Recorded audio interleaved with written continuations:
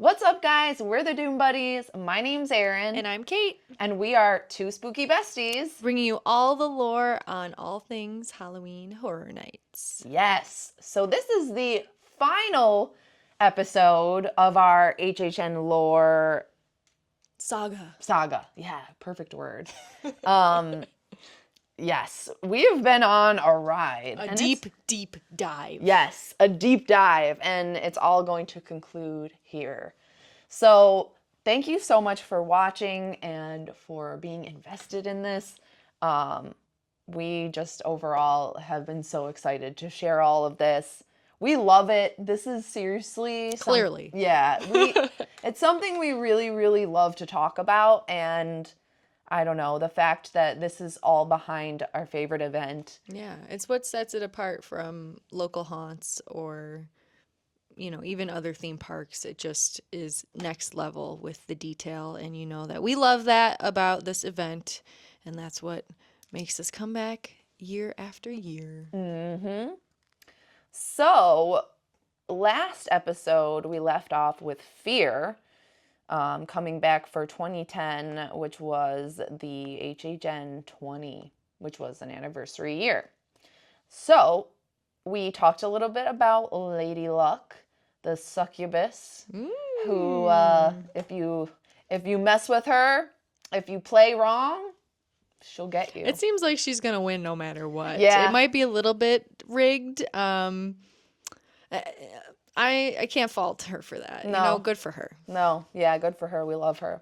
So, Kate, let's have you start with Lady Luck over at HHN 21, which is year 2011. Oh, see, 21 because blackjack. Yes, Bruh. that's right. Didn't we say this? I think we did.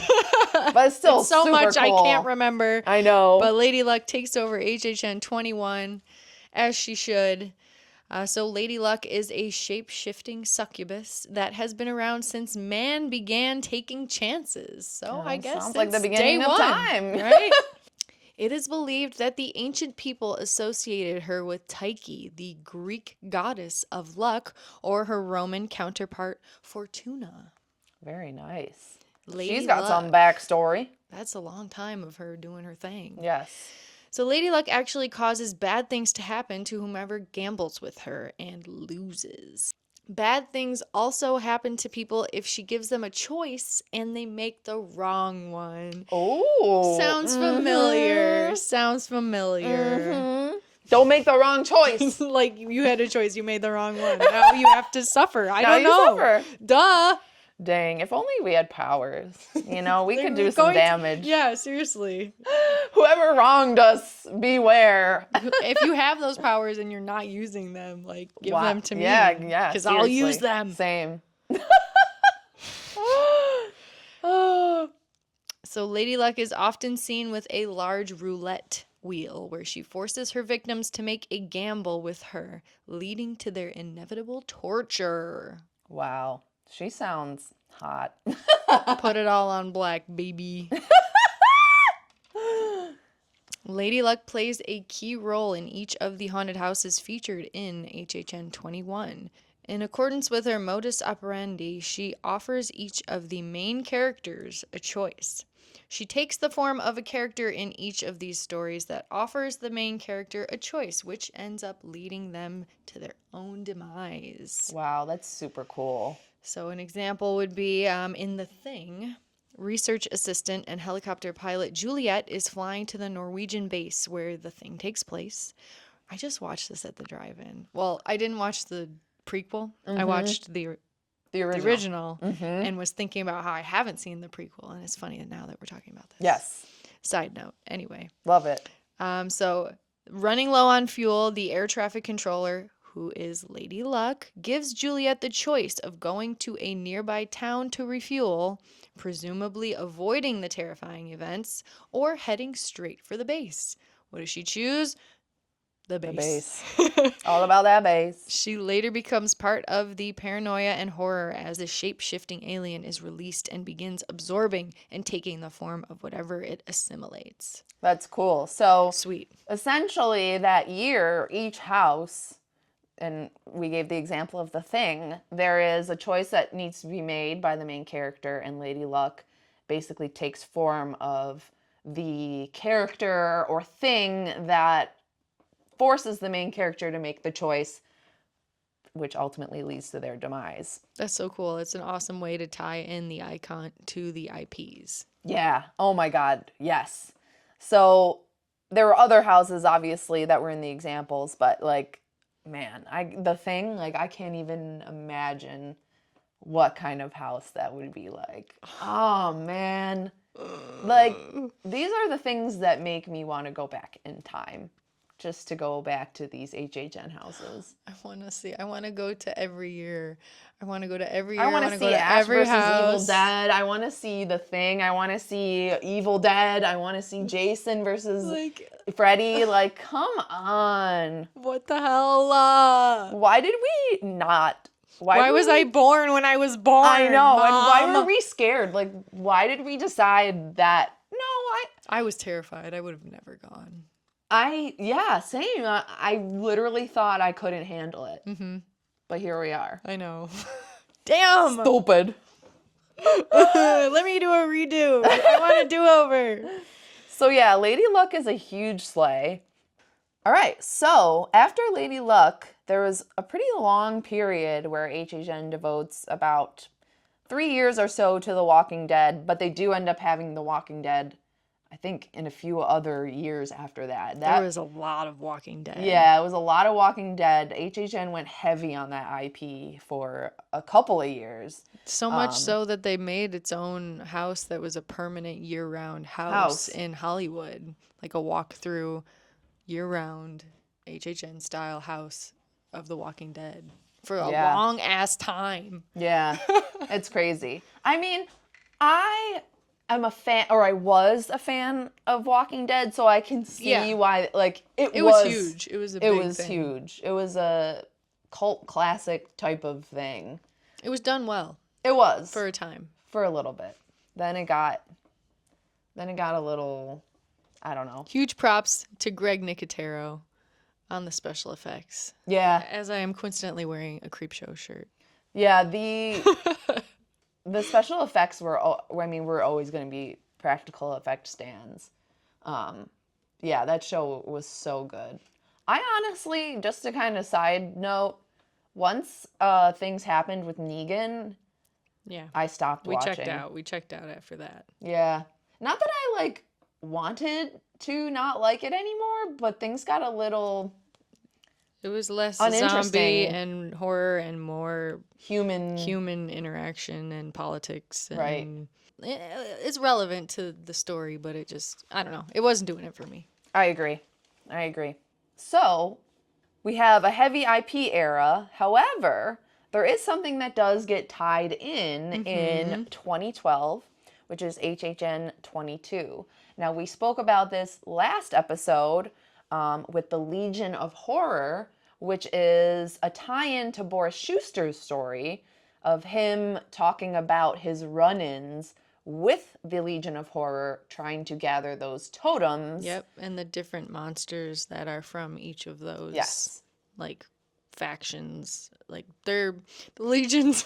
This is complicated. It is. The Legion of Horror has the different factions within it and has the different totems. That's what he was looking for. Right. In case files unearthed. Yes. So, let's get into it.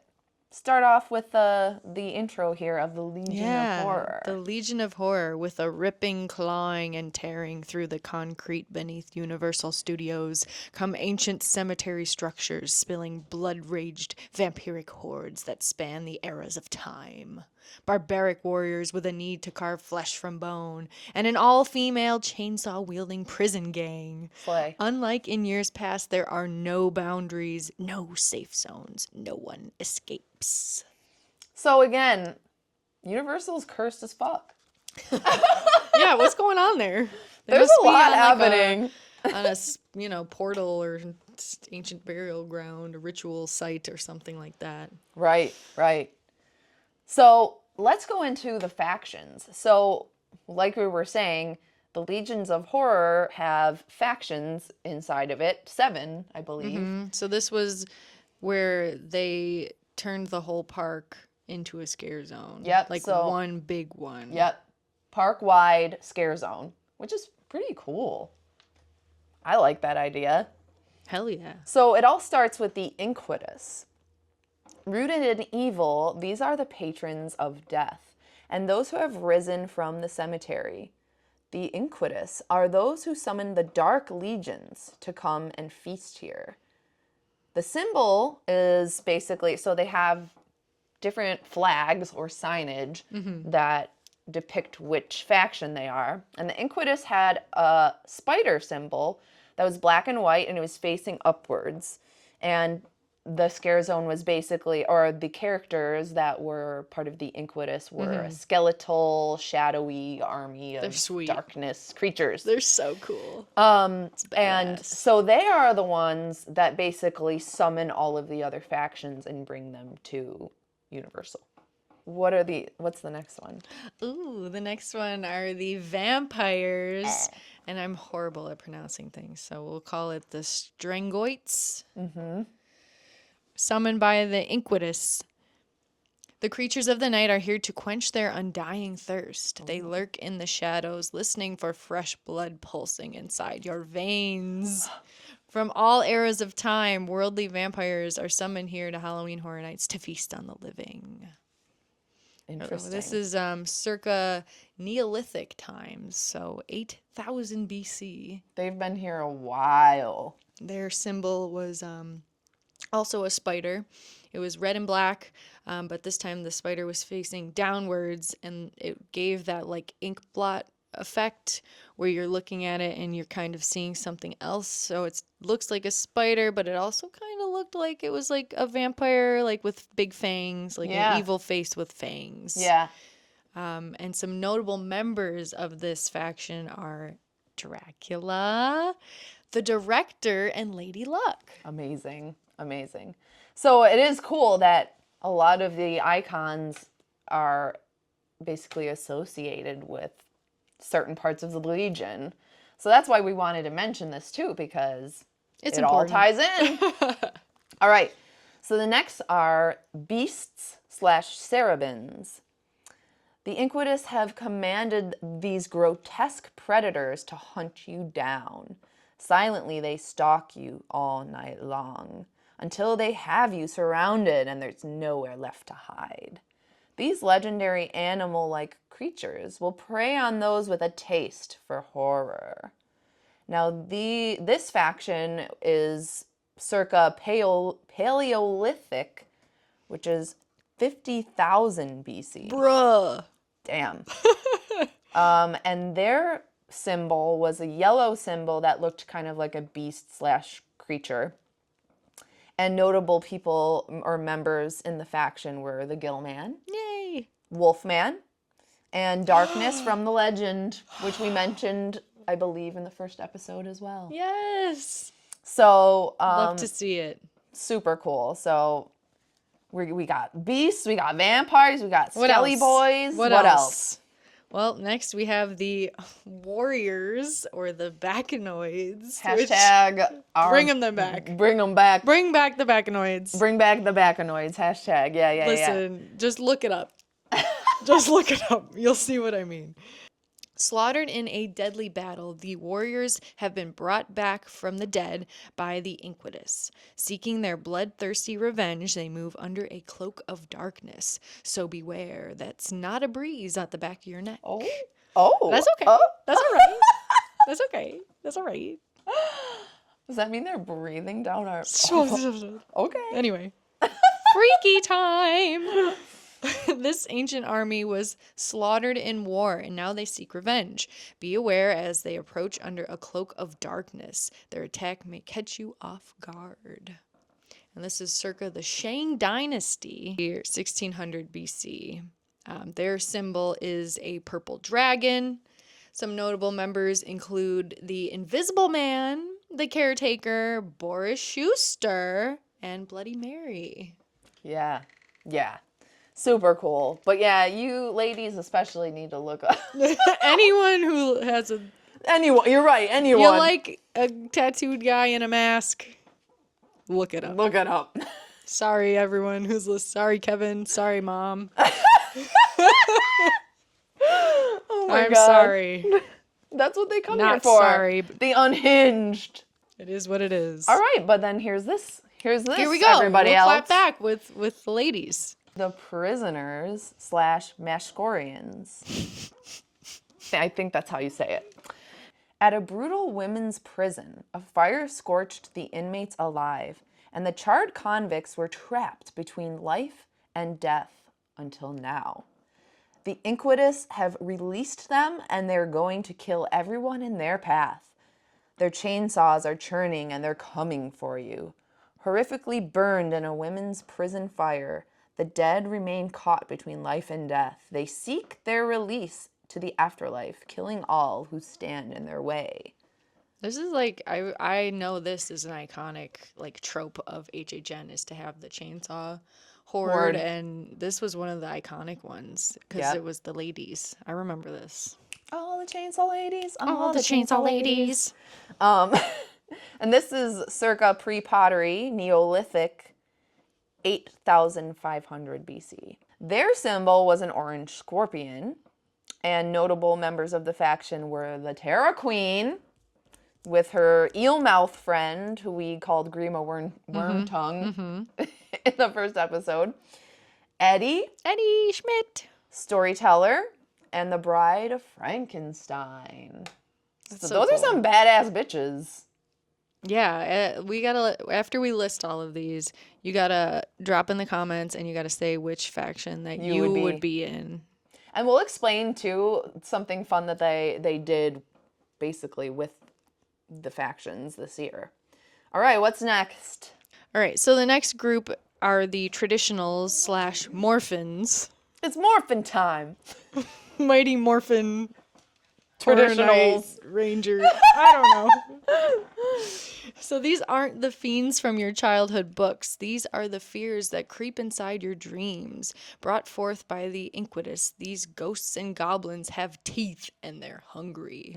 The traditional ghosts and goblins of Halloween past come together to try to feast more than just once a year. Cool. This is circa the Aztecs, so 1428 AD. I don't know what these numbers are. That's what was there. That's what we researched. Yes. I'm sorry I can't explain that to you. I'm sure that what it is that the faction was Like when it started. Yeah. When it was created was during that time. Yes. Their symbol is a blue theater mask. Think the happy, sad, like theater mask that you see in. Yeah. Some notable members include our boy, the Phantom of the Opera, Chucky, Cindy Kane, which we mentioned. Albert Kane's daughter. I always want to call him the Undertaker. I know. She's the daughter of the caretaker. And then our clown friends, Chance and Jack. Love it. All right, and then the last is the walkers or karazans. The Inquisitus brought forth undead creatures that hunger for one thing, living flesh. They never tire, they never stop, they never die. This was the only one of the 7 sections of the scare zone that did not roam around the park. This scare zone was located in San Francisco outside of the exit of the Walking Dead Inside House. And they were created circa Egyptian pre-dynastic 6000 BC. And their symbol was a green zombie hand. Notable members of this faction were the Usher, Frankenstein's monster, and the mummy, Imhotep. Cool. That's so cool. Which one? Basically the dead. I'm going to put you on the spot and say which one do you like the most? And put myself on the spot and do the same thing. That's a good question. Maybe not, like, which one would you be in? Yes, that's exactly how I took it. I would say the prisoners. Oh. I mean, the Terror Queen's in it, the Storyteller, the Bride of Frankenstein. It's a lot of ladies. It's a lot of badass ladies. And I just feel like, but you know, I kind of want to, I want to say, I'm torn between The the vampires. Morphins and the yeah. I know. Because that's our classic And Lady Luck thing. is in the vampires. The vampire faction was and Dracula's in it. It was very very horny. I won't lie. There was characters named Lust, the succubus, the All right, then that's where we succubae, belong. Okay. the succubae that we are now succubae. referred to. Yeah. There was a lot of stuff going on there. Yeah. Okay. So I changed my mind. So I definitely maybe we would belong in the. Yeah. Wherever our leader Dracula, we gotta go where he. We gotta go where he goes. 100%. Yeah. But I do like the theatrical aspect of the Morphins. Like they're funny. Like yes. The vibe of like horror mixed with comedy, which I love. I feel like Evil Dead could easily fall in this category. Right. Like with Chucky and Jack and Chance, like the silly side of horror. Right. And so to kind of tie this in, Halloween Horror Nights it seems like kind of something they did that was almost like a project where they had people scan cards and look for, it was like a game. Yes, it was online, like it was an online game that they brought into the park. So if you were playing this game online, they had you looking for these trophies for each of the factions. Yes. And like you were fighting for your team. So I don't know what to compare it to. More like, you know, like when you're in the queue for Soarin'. And you gotta pick, you're the red team, the blue team, whatever. And while you're waiting in line, you're answering trivia so that your team wins. Right. Like that's what it was. Yeah. So like you would sign up to, you're fighting for the Bacanoids or whatever. And you're collecting things throughout the park to try to have your team win that night. And it had like actual tangible rewards for you as a player. What they said was you could win like the chance to sit with the creative directors of Horror Nights and like listen in on interviews with them and stuff. So that's sweet. Interactive element to Horror Nights. I love that. I want them to bring this stuff back. I feel like they could easily do it in the app. Yes. Easily. Have things that they kind of did. Didn't they this past year have stuff with Boris? Oh. I don't know. They had QR codes that you could scan in the app, and there was a whole story in the tribute store, that right? you could go along with. Because it was like you had to go all throughout the whole park and find these little QR codes in certain little tiny places and put together the pieces for a story. That? I don't know, man. Why didn't we do that? Well, because there's just so much to do in such a short amount of time. We don't live there, so we have our 2 days that we have to just get everything done, and it's impossible. I know, we gotta live there. That's bottom line. Because I would do that. I would want to do that. Yeah, that's so cool. Yeah, so that kind of comes full circle, with Boris Schuster, and that whole year sounded like it was a blast. And they did something different. And that the fact that it was a park-wide scare zone is also something they've only done, I think, one other time. So that's pretty cool. All right, so we're skipping over to 2014. So at the conclusion of HHN 24, a package was sent out by Universal to various media outlets, which contained a blood-spotted letter closed with a wax seal mark with an S. Inside the letter was a small flash drive marked with a white thumbprint and sealed over a strand of orange hair. The flash drive showed various clips from scare zones and houses from that year and ended with the screen flashing with images of Jack laughing while a broken down music box plays Pop Goes the Weasel. Our favorite song. Our favorite.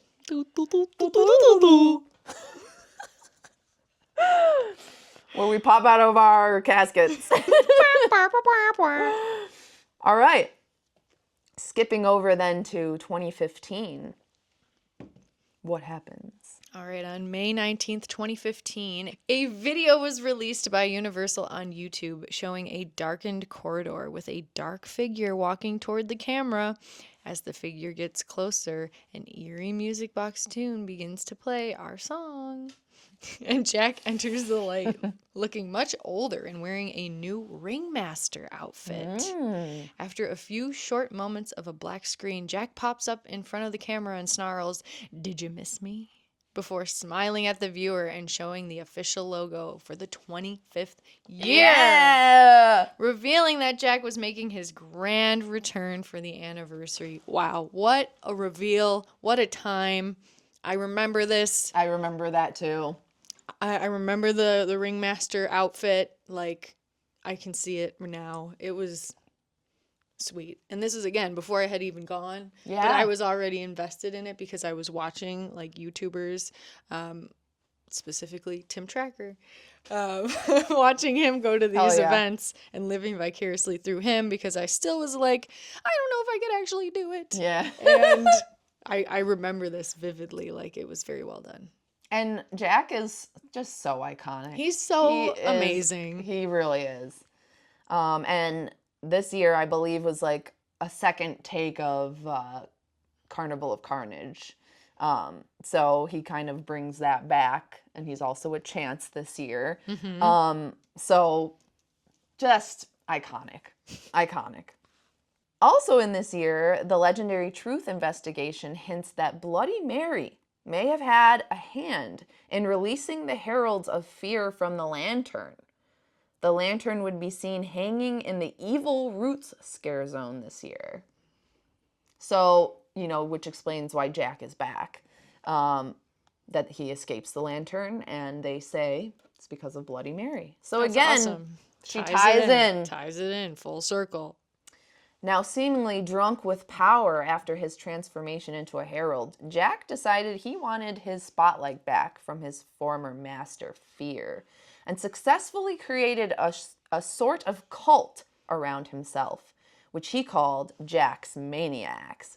I'm one. Hi, how are you? With his ego in full swing, he committed himself to proving that he was better than Fear, believing himself to be Horror Nights incarnate, which I fully agree with that. I mean, if you put a picture of Jack next to a picture of Fear and asked people, I'm sure they would. Everyone knows say Jack. Exactly.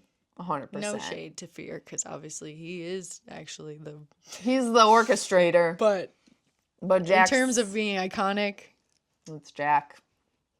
Absolutely. So he decided to prove his supremacy to everyone by expanding and improving on his Carnival of Carnage, making it more terrifying than ever. Escaping from the lantern through his box, Jack was at last free to put his plan into effect, coercing his fellow icons to join him in celebrating the kill and restoring Horror Nights to glory. So, yeah, he brings back, I believe, Freddy and Jason, which... our boys. And it's just another killer... literally. year. Again, this is probably one of the years I would travel back to see. Honestly, and that's why I know it's a rumor, but I really hope they have Jason. It's a rumor, but I want it. I need it. We need to be able to see those. Like, as much as we love the original concept, concepts. like, I'm okay with an IP when it's something that hasn't been, like, totally beat to death or, right, like, is just popular because it's in the media now. Like, those are iconic. Those are staples. Like, they are. Those are well loved by literally everybody. So I would never. I don't know who would be mad about that. I mean, there's always some... There would be. But yeah. You ain't gonna find it here. I'll tell you that. No, absolutely not. Especially me, because he's my favorite. All right. So at the end of the event, Jack and Chance are detained by the authorities. Jack being sealed inside his box again, and Chance being sent to Shady Brook Asylum. That's just so funny to me to think that, like, just some cops show up. I know, Like, right? what do you mean? Like, they just were like, yeah, okay, guys, we're gonna need you to calm it down here. We're gonna take you back. Like, what do you mean? It almost seems like, or what would was make it, like, sense. Boris's, like, group of... It could have been. But I also think that Jack may allow himself to be caught. Oh, yeah. In a sense where he's like, I have played out my madness. He knows and I'll go into hiding for a little bit and show back up again. He's like, nothing's going to stop me. Nothing's going to contain me. Right. So, whatever. Like, I'll just use this time and plan more crazy exactly. stuff. Plan and scheme. That's exactly what I think. It's like the Joker. Yes. It's planned. It's psychotic. And it's something that he is well aware of. He's having a good time doing it. Right. You can tell. All right. So 2016, our girl. Yeah. We love her. We love her. So Chance is still locked up in the asylum, but she becomes the official icon for HHN 26. Yes. Cool. Awesome. While she was incarcerated, Chance entered the theater of the mind, which meant whatever gothic nightmares occurred in her mind would soon become a horrific reality. Mm-hmm. Chance is the right-hand woman of Jack the Clown and helped him torture people during the stage shows, though it was revealed during her icon year that she seems to resent playing second fiddle to Jack. It seems like most of the icons are trying to one-up each other. Like they got big egos. Yeah, I don't think they want to be under Jack or Fear. They really just want to... They want to make a name for themselves. Right. And, like, they all know that they can. Like, they don't need the other ones to help them. Like, they can do it on their own. They all have their distinct style to their madness. Right. 100%. And that's why we love them. Now, let's see if this next section describes you as ex-girlfriend. Oh, okay. Let's see. So, Chance is prone to fits of intense rage and can turn on a dime from bubbly chatter to furious screaming and back again. BPD? What? Right? She, in many ways, fits the giggly asylum patient/clown archetype. She has quite the taste for blood and is shown gleefully carrying out a variety of grotesque murders. Chance is also skilled in knife throwing, as we see in The Carnage Returns, though she states that she is not a trained professional. Mm-hmm.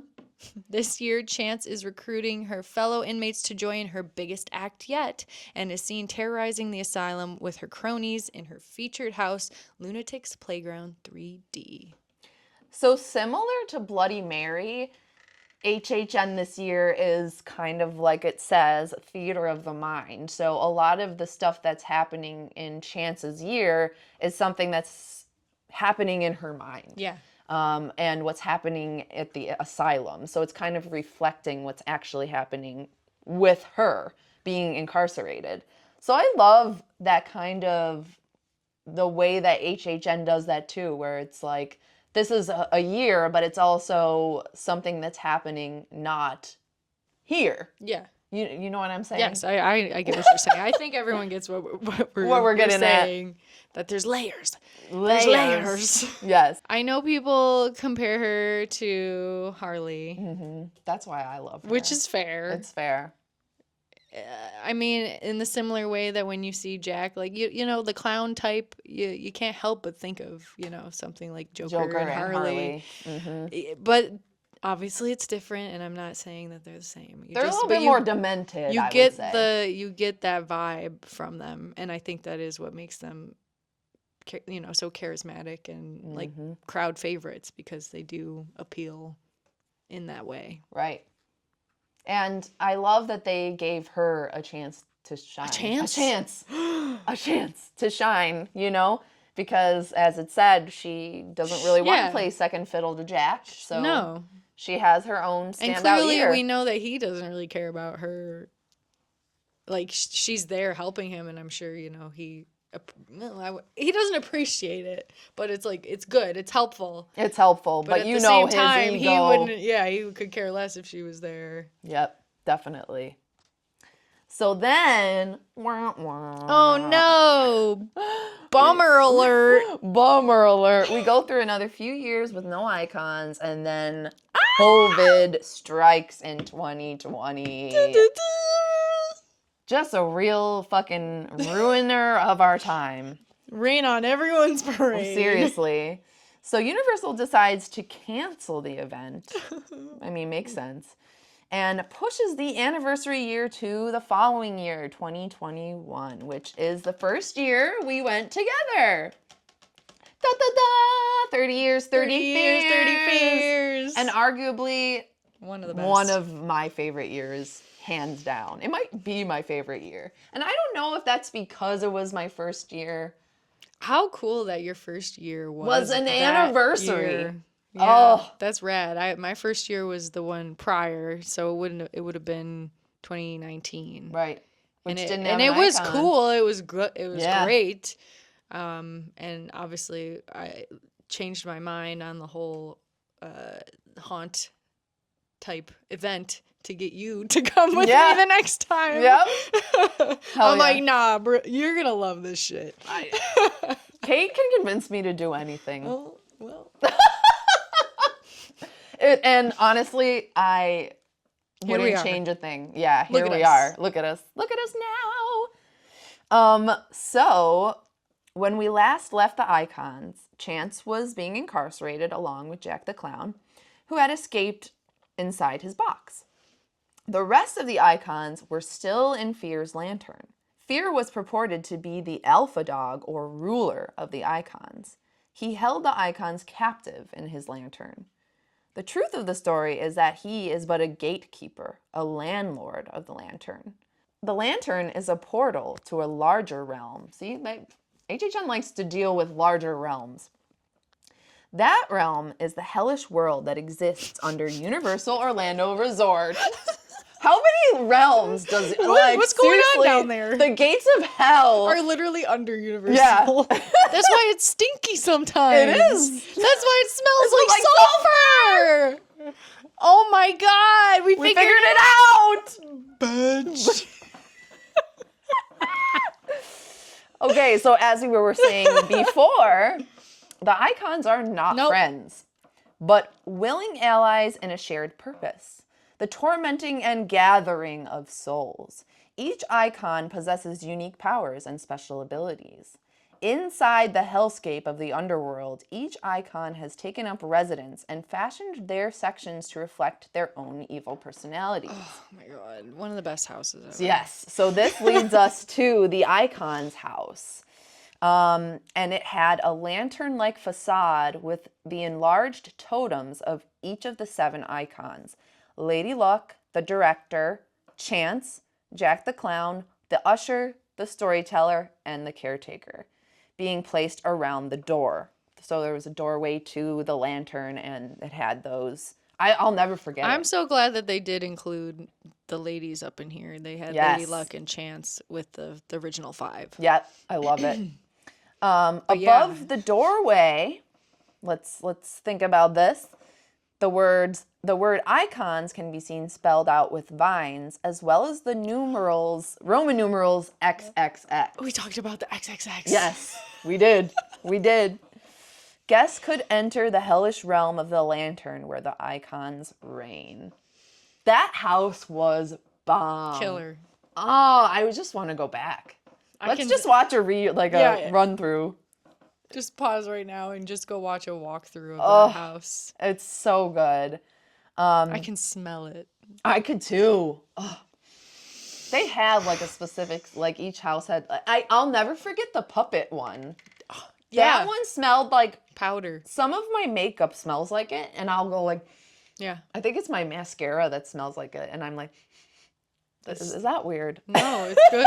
We love it. That's scent tells the story. Like in this house, the section of the usher smelled like popcorn. And Yeah. with the caretaker, it smelled like roses. Like you would put, flowers at a funeral. It's immersive. It's oh my gosh. It was so loved good. it. We did that one a few A few times. It was one of our favorites. that had Crypt TV. I always talk about that. That's one of my favorite scare zones. And it also had Jack and Eddie. They reunite, planning to make a horror film, but the horrors are real.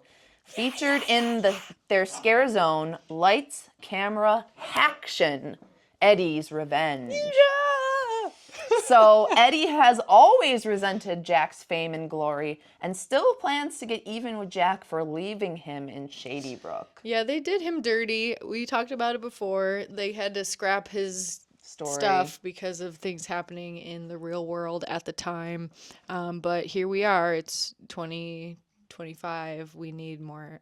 We need more Eddie. It was cool that they had him and that Jack would roam around that year and would join him in that scare zone. Yes. And they'd be hanging out. It was cool. Oh my God. And that actually won Scare Zone of the Year, and it had like a bunch of different scare zones from previous years, and yeah, it was so cool. And just seeing them both up there together was just magic. It really was. It was so cool. So yeah, like amazing that the icons escaped the lantern, and then like in the house you could go visit them in the lantern. In that realm. And, oh man. And each time you went through it, a different icon would be unleashed like at the end. And yep. Oh my God. You never knew who you were going to get. We had Jack at one point. Oh man, that was so cool. And then who was the other one we saw? I think it was the usher. Usher, I think. Or was it the caretaker? I just remembered Jack specifically. I was like, oh my God, so cool. So yeah, that was the year we went, and what huge a year. Huge year. What a year. All right, so then this is the last section of really the lore of HHN and where it kind of ends in the overarching story. So we'll talk about that, and then we'll talk about some honorable mentions. But 2023. Yeah, 2023, when Jack killed Oddfellow in 2007, going back. This sent him into a dark dimension for 16 years. So we talked about this already, but we're just kind of pulling you back in to the story here. In 2023, he would escape that dimension, reclaim his cane of souls, and announce to the world, anyone who wants immortality, he's giving it to you. Yes. He would show them images of fear and terror which would break their connections to the mortal world. No one would be able to resist immortality, allowing him to gain a legion of followers completely under his control. Mm-hmm. It was also implied that he is a servant of fear and that everything he does is a part of his will. Mm-hmm. Thus, Oddfellow would occasionally release various monsters throughout the HHN events to cause chaos and do his bidding. During this event, Oddfellow is promising all of those who enter immortality and invites the masses to see how he uses blood and other ingredients to make elixirs in order to achieve this.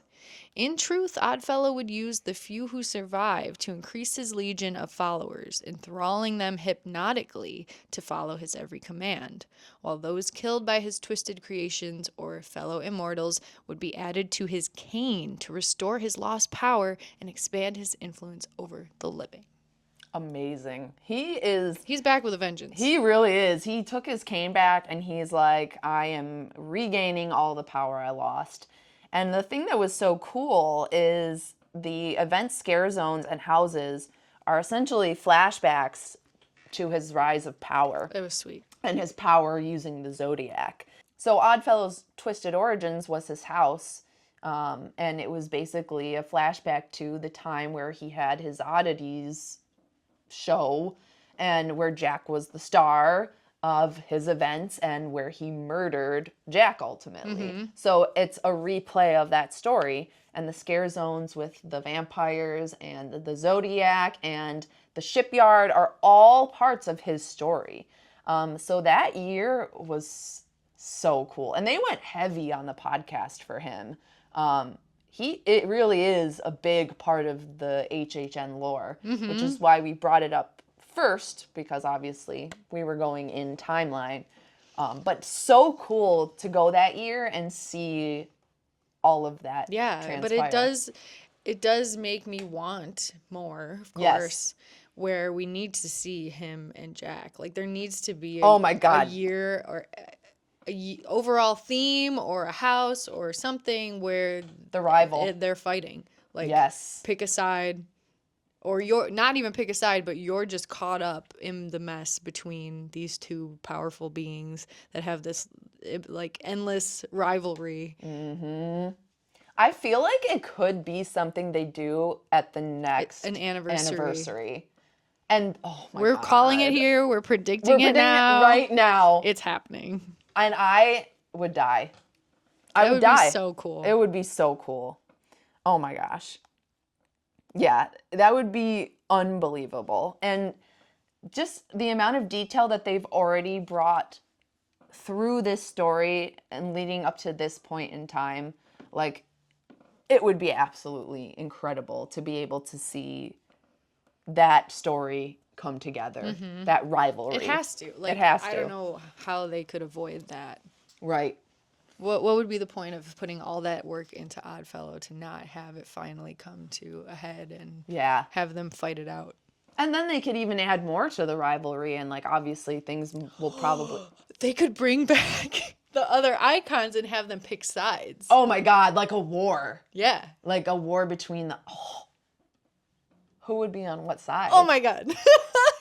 Who would be on what side? Well. Could you imagine if Chance went against him? I could see it.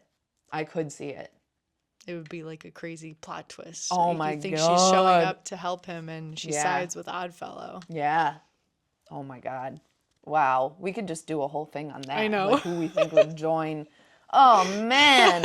Oh man. So that's really where the story concludes. What a wild ride that was. That was a But lot. That was intense. It was so cool though. Thanks guys for joining us. I hope it made sense. You know, obviously we can't share every detail and it Right. does get a little bit jumbled up. So definitely check it out. Do your own research. Yeah. And we tried to stay pretty true to the overall timeline. What started first. And really, the whole thing started with Fear. And then Jack and the story with him and Oddfellow first. So we tried to do it all in accordance to time. A timeline, a Yeah. structured timeline, but it does, you know, branch off and kind of circle Yeah. back, Yes. obviously. So we did also want to talk about some honorable mentions because before you get in a hissy fit, why didn't you talk about the Pumpkin Lord? The Pumpkin Lord was amazing. We okay, love the Pumpkin we love Lord. the Pumpkin Lord, but he just isn't part of the overall story. But we will talk about him now. Yeah. So again, there were some icons that HHN had that didn't really contribute to the overall lore. But the Pumpkin Lord was seen in HHN 31, Wicked Growth, and he also had his own year, which I think was the following year. Yes. So the Pumpkin Lord is grown from a twisted heap of malignant vines and pumpkins. The Pumpkin Lord got his power by tricking and enticing people to celebrate Halloween. Oh, he got me. He got me.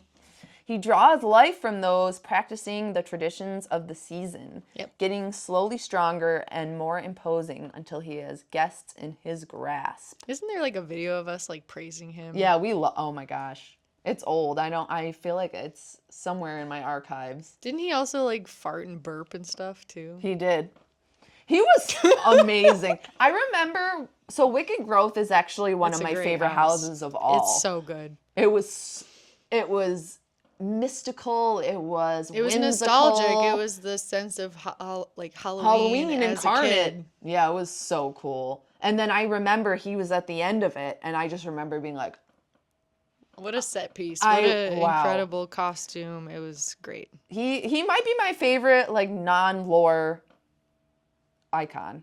He was super cool. And that's where we got Lil Boo from. We did. That's right. You're my little boo bang. Everyone loves Lil Boo. Yeah. And that year was iconic. It was just everything Because it was traditional Halloween. The tribute store was probably one of my favorites We got so of much ever. merch. Oh my God, yeah. Oh, that was so good. So yeah, Pumpkin Lord. He has a place in the HHN world, but not part of the lore. He's in our hearts. He's in our hearts. He's up there. And then recent was Surreal and Sinister. Yeah. That's That's There's that. nothing, there is literally nothing written about Sinister or Surreal. There's no lore for No lore. these ladies. I don't even know if you want to call them. Like, they're just them. you know? Yeah, I think they're thems. I call them thems. All we can really say if you didn't go to HHN last year was there were basically two roads or two paths you could take. One side was the Surreal, which led you down which way? What's New Down York? the Hollywood way. Oh, Hollywood way.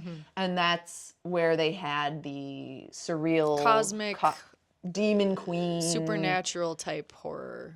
supernatural fashion horror. It was interesting. Yeah. And then Sinister was basically the straight path towards the torture fair. It's weird because they don't have a scare zone in that straightaway anymore. No. We talk about how much we hate that. Did I ever tell you I hate the Minions? Yeah, for that reason specifically. So basically the icons of those two different paths were Surreal and Sinister, and they were these Different creepy entities that- otherworldly creatures that represented different types of horror, like the supernatural, cosmic, mind horror versus the gore, torture, pain sort of horror. Yeah. Physical horror. Yeah. So that's all we really have on them. Sadly, they don't have much lore. And then lastly, the last two here, we have... The Crypt Keeper! So he was the host of HHN 5. So we're like going Way back. And they did parades. They did Horror Nights parades, and he was in it. Yep. So the Crypt Keeper, he had a place at HHN for a while, especially in the parades. Why don't they do parades? I know. Bring back the parades. That's sick. I don't know. What do you mean? I know. Yeah. I guess it wouldn't. I don't know. It's maybe not. It doesn't fit the vibe. I don't know. Yeah. I'm about it, though. I'm about it. But I guess, like, there's just so much to do anyway. Yeah, then you'd have to, like, close off the scare zones and, like, get people out of the way. And people are drinking. And it's dark. Yeah. And, like, it would be hard to do. You're right. So I guess that was a good decision on their part. But, again, something I wish I would have seen. And then lastly, Imhotep. So he was the icon of HHN 9. Universal obtains his sarcophagus, and Adaru, which is fear, resurrects Imhotep to bring more power to his cause. So that's really where, like, fear really starts. You really see him in HHN 9 resurrecting Imhotep, which is pretty fucking cool. But you don't see Imhotep really any other time except for in the houses with his Universal Monster buddies. Sick. We love that. But I thought that was a cool little tidbit. So yeah, so that's basically all we have as far as the lore of HHN and those honorable mentions. We really went above and beyond, I think. It was a lot of information. I mean, we could have told you guys every single house. Yeah, we could. We could have gone to the nth degree, but we really just wanted to focus on the story because that's really what we care about mostly.